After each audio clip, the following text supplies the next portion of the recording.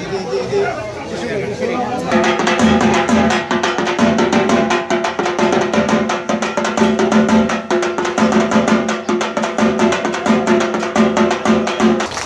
ভারপ্রাপ্ত চেয়ারম্যান জনাব তারেক রহমান সাহেব এই দুর্গাপূজা শুরুর প্রায় 15 দিন আগেই আমাদের কেন্দ্রীয় নেতৃবৃন্দকে ডেকে ইতিমধ্যে নির্দেশনা দিয়েছে। বিশেষ করে যারা আমরা সম্ভাব্য নির্বাচনী এলাকায় যারা প্রার্থী দলের দায়িত্বে আছি সবাইকে, যে অতীতের চেয়ে আরও সঠিক এবং সতর্কভাবে আমরা যাতে এই বছর প্রত্যেকটি পূজা মণ্ডপে আপনাদের পাশে থাকি, তার ধারাবাহিকতায় আমাদের সকল পর্যায়ের নেতাকর্মীরা ইতিমধ্যে আপনাদের মুখ থেকে আমরা শুনলাম যে আমাদের দলের অঙ্গ সংগঠন এবং বিএনপির সহ ওয়ার্ডের সকল পর্যায়ের নেতারা প্রত্যেকটা পূজা মণ্ডপে আপনাদের পাশে থেকে সফলভাবে সুন্দরভাবে যাতে আপনারা এই উৎসবকে পালন করতে পারেন সে কারণে সহযোগিতা করে যাচ্ছে।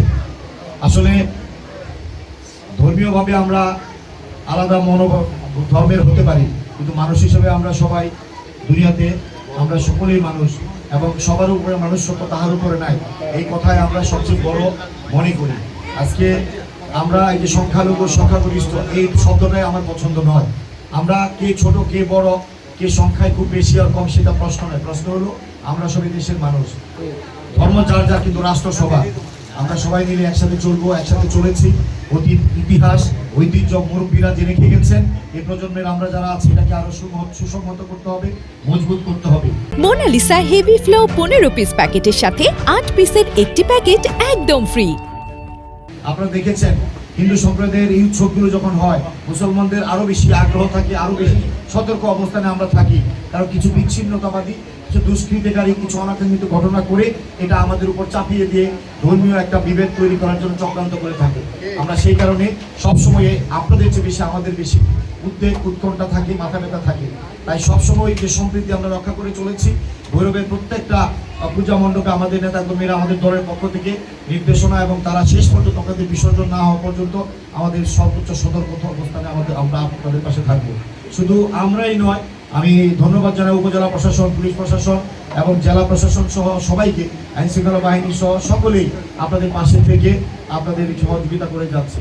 আমি এখানে অনেক মা বোনেরা আছেন, অনেকে এখানে মুরব্বীরা আছেন, আপনাদের সনাতন ধর্মাবলী আপনারা যে নিজে থেকে যে উৎসাহ উদ্দীপনা কথা বলেছেন, আমার প্রতি যে ভালোবাসা সমর্থনের কথা বলেছেন, আমি সত্যি কৃতজ্ঞ।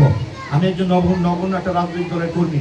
দীর্ঘ প্রায় 32 বছর যাবৎ আমি এই ভৈরব কুলিয়ারচর মানুষের পাশে বিপদে আপদে সুখে দুঃখে থাকার চেষ্টা করেছি।